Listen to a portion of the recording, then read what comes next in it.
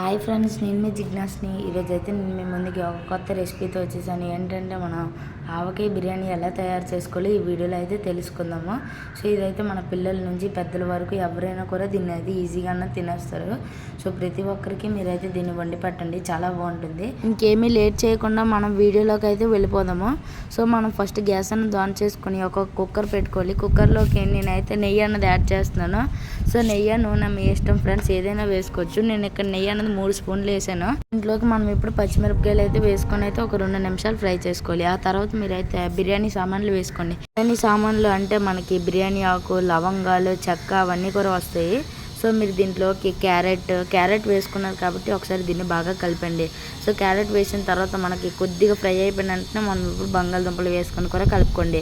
మీరైతే మిల్లి మెక్కలు కూడా వేసుకోండి. అది వేయడం వల్ల మనకైతే చాలా మంచి టేస్ట్ అయితే ఉండి బాగుంటుంది అన్నమాట. సో మిల్ మేకర్ కూడా వేస్తాం కాబట్టి కలిపేసుకున్న తర్వాత ఒక ఉల్లిపాయను అయితే మనం బాగా కట్ చేసుకోవాలి. ఆ తర్వాత టమాటీ, ఈ రెండింటిని మనమైతే ఇప్పుడు బాగా అయితే కలిపేసుకుంటున్నాము.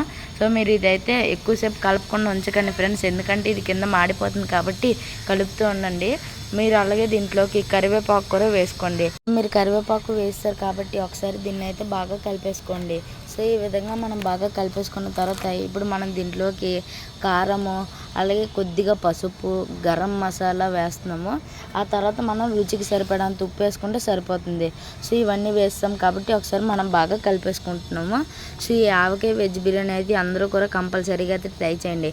ఇప్పుడు మనం అయితే ఒకసారి దీన్ని బాగా కలిపేసుకున్న తర్వాత సో ఆవకాయ వెజ్ బిర్యానీలోకి మనకి మెయిన్గా ఆవకాయ అన్నది కావాలి కాబట్టి ఆవకాయ అన్నది తీసుకోండి. సో చూసారు కదా, ఇదైతే మేము ఫ్రెష్గా ఇంట్లోనే చేసిన ఆవకాయ అనమాట. సో చాలా మంచి టేస్ట్ అనేది ఉంటుంది. ఈ ఆవకాయ అన్నది మనం ఈ బిర్యానీలోకి అన్నది టేస్ట్ కోసం అయితే వేద్దాము. సో చాలా బాగుంటుంది.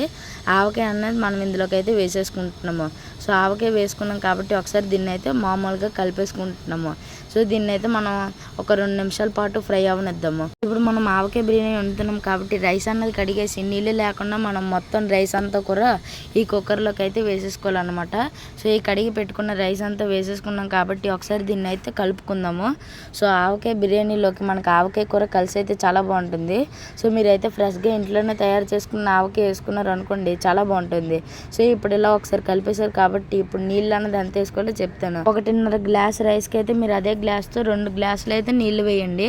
సో మనం అయితే ఇప్పుడు ఫ్రెష్ వాటర్ 2 గ్లాసులు నీళ్ళు వేస్తాం కాబట్టి ఒకసారి అయితే దీన్ని కలుపుకుందాము. సో ఈ విధంగా మనం ఇప్పుడు కలిపేసుకున్నాం కాబట్టి కుక్కర్ మూత అన్నది పెట్టేసుకుందాము. అలాగే దీంట్లోకి మనం ఇప్పుడు విజిల్ కూడా పెట్టేసుకుందాము. సో ఇలా పెట్టేసుకున్నాం కాబట్టి మనకి ఒక విజిల్ వస్తే సరిపోతుంది. సో చూసారు కాబట్టి మనకు ఒక విజిల్ వచ్చింది కాబట్టి అయిపోయినట్టే. కాబట్టి మేము ఇప్పుడు గ్యాస్ అనేది ఆఫ్ చేసి ఒక 10 మినిట్స్ అయితే చల్లారనిచ్చాము. సో 10 మినిట్స్ తర్వాత చూసారు కదా, మనకైతే ఈ ఆవకాయ వెజ్ బిర్యానీ అన్నది చూస్తుంటే మనకైతే నోరు ఊరిపోతుంది. ఇప్పుడు దీన్ని ఇంకేమాత్రం లేట్ చేయకుండా మనం ఇప్పుడు సర్వింగ్ ప్లేట్లోకి అయితే వేసేసుకుందాము. సో చూసారు కదా, ఈ విధంగా మనకి నోరు ఊరించి అప్పటికప్పుడే తయారు చేసుకునే ఈ ఆవకాయ వెజ్ బిర్యానీ అయితే మీరు అందరూ కూడా కంపల్సరీగా అయితే ట్రై చేయండి. ఇందులోకి మనం వెజిటేబుల్స్ కూడా వేసాం కాబట్టి చాలా బాగుంటుంది. టమాటీ, క్యారెట్ చాలా మంచి ఫ్లేవర్ అనేది ఇస్తుంది. సో నాకైతే చాలా బాగా నచ్చింది. ఎవరికి వెజిటేబుల్స్ నచ్చకపోయినా కూడా దీన్ని అయితే తయారు చేసాం అనుకోండి, ఇది ఈజీగా అన్నది ఉడికిపోయి అయితే బాగుంటుంది. సో చూసారు కదా, ఎంత ఈజీగా మనం అప్పటికప్పుడే ఈ ఆవకాయ బిర్యానీ అయితే తయారు చేసుకోవచ్చు. సో మీరు అందరూ కూడా దీన్ని అయితే ఫుల్గా చూసారని నేనైతే అనుకుంటున్నాను. సో అందరూ కూడా మా ఛానల్ని లైక్ చేయండి, షేర్ చేయండి, సబ్స్క్రైబ్ చేయండి. మళ్ళీ ఇంకో వ్లాగ్లోనో కుకింగ్ థీమ్లో అయితే కలుసుకుందాం. Bye bye.